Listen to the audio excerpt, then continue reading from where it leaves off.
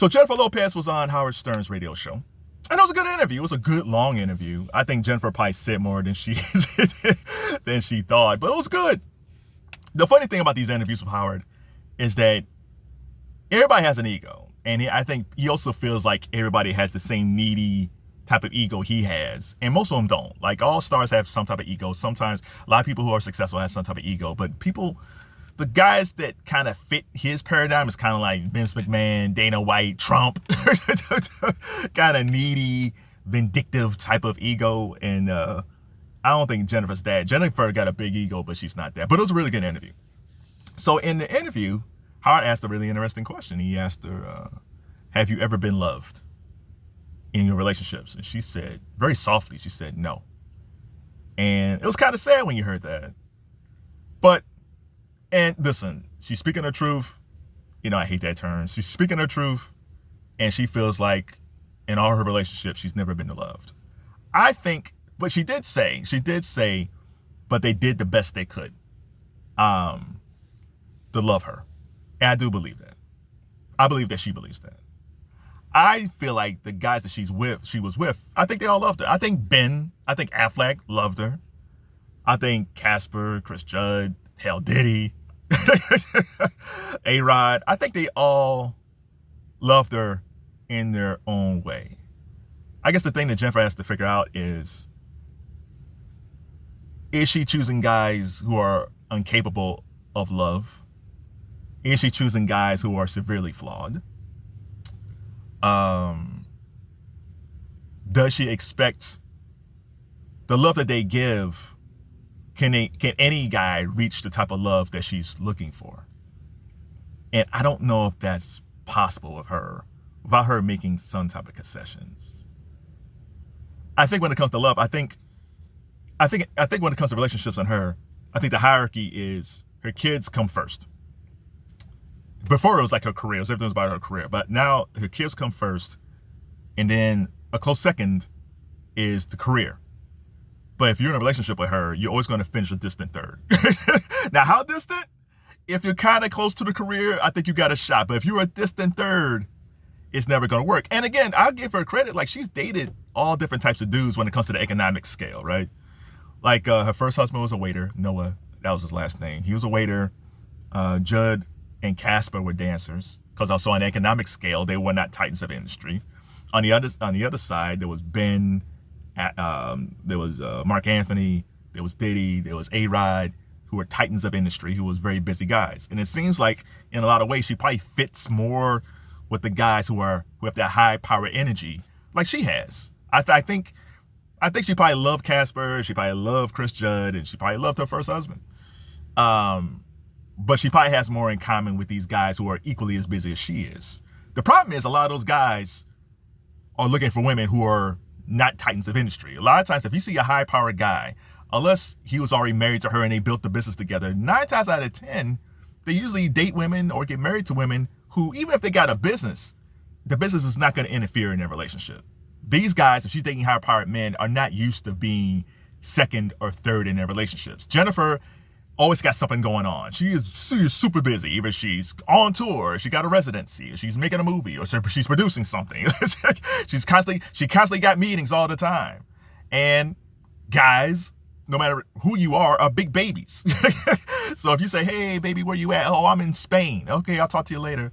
Hey, baby, where you at? Oh, I'm in London. Okay, I'll talk to you later. Hey, baby, where you at? Oh, I got this meeting late. I won't be home till like 2 o'clock in the morning. It's like, well, damn it.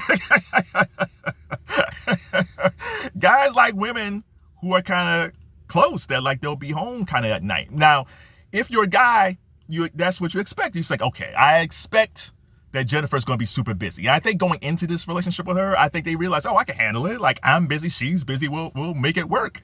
And I think in some ways she probably tried to make it work, but she loves her career. Like I said, the only thing that's higher than that are her kids. So, I mean, I think the guys she chose did the best they could. Like, the thing about Ben, I think of all the guys, I think she probably loved Ben the most. I think, because she went back to Ben. I think she loves Ben the most. I think Ben loves her. But Ben has his own issues that he has to deal with. And part of that is being withdrawn when it comes to communication. I made a whole video about that. And I understood Ben because I am kind of always been a loner type. So in relationships, even at this advanced age, I'm still kind of grappling with, what do I tell people? Do I ask for help? Or do I try to do things on my own, which I've been doing since I was a kid? I've always been a loner since I was a kid. So in Ben's case, he's always been a withdrawn type of person since he was a young guy. So until he fixes that, he's not going to be good in any type of relationships. And I think Jennifer tried to fix that, but I don't know if anybody can fix that unless Ben fixes himself. But the one thing that Jennifer did say, she said she's been in therapy for years, and I've been in therapy for years. But your therapist can just do so much until you have to implement some things on your own. And I don't know if Jennifer, she probably did cut back on her busy schedule, but she's still going to be that high-powered chick. That's just who she is. The one thing I do like what she said, though, is that she still says she believes in love. That's a beautiful thing, because you don't usually at this stage, when a woman's been through a series of relationships or marriages that didn't work out, some sort of bitterness comes in, or we hear stuff like, well, I'm choosing me. I'm marrying me. I could do bad by myself. Like all that crap. Now, if you feel that way and you feel like I'm done with these relationships, I'm just going to focus on me and love me, that's totally fine. I just never believed, it's hard to believe of all these people in the universe that you can't come across a guy who fits you. Like I see Tracee Ellis Ross, and Tracee Ellis, she's like the poster child of this, where she's flying all over the place and women are like praising her, all that stuff, which is totally fine.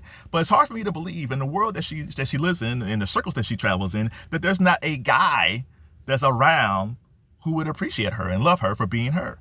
But it's not just her. It's like all these beautiful black women that I've seen, like in the 90s and the 2000s, like Sanaa Lathan and Regina Hall and Regina King and Elise Neal. Basically all the women from The Best Man and all the women from Love Jones and all the women from The Wood. Everybody from that black rom-com era, a lot of them are single. And it's like, it's hard to believe that all these beautiful black women, there's not one fella out there who gonna love them for them. So for at least with Jennifer, she still believes in love. Now, do I think that she'll get married anytime soon? No, I don't think that's going to happen. And it shouldn't happen. I think she should take some time, get to know herself, work on some things. And I think what's going to happen is she's going to date again. That's inevitable. I think the days of her just jumping into a marriage and all that stuff, I think that's over for a minute. But I think she's going to date a guy. It's going to work. And they might be together for a long time. Like she figured him out, she figured her out, and it kind of works. And the whole marriage thing might be totally off the table. It might end up being like a Goldie, Hawn, Kurt Russell type thing. Like they're not married. They've been together for like over 40 years, I think, and they never got married. And it works. But I think when it comes to Jennifer, I think she might be with a guy for a long time, and maybe down the road, like years later, they get married, and people come like, oh, okay, that's cool. They've been together for a long time, and that's it. It's not going to be a big fuss.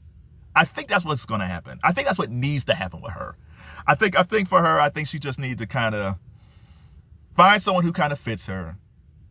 And I think the one thing about her is she's so passionate and intense that she's passionate about love, which is great. But I think at this point, I think these guys just want Jenni from the block. I think they just want Jenni. They don't want J.Lo. They don't want Jennifer Lopez. They just want Jenni. And I think whenever she gets into a relationship where she's just Jenni and she could turn some of that high power stuff off and just be herself and be with a guy who's understanding about her career and about her, and she kind of sets her expectations about love a little bit lower, but he kind of has to maneuver because it's like, if I want to be with her, there's some things that I have to adapt to. I think if they get kind of like this, because it's never going to be this. Right now, I think her and the relationships are kind of like this. But if they can kind of get around here, I think it's going to work. So it's kind of sad that she says that she never felt like she's been loved. I think she's honest when she says that, but I think those guys loved her. I think they all loved her in their own way. But I think when it comes to love long term, she got to kind of get me in the middle a little bit. But I do like the fact that she still believes in love. That's nice.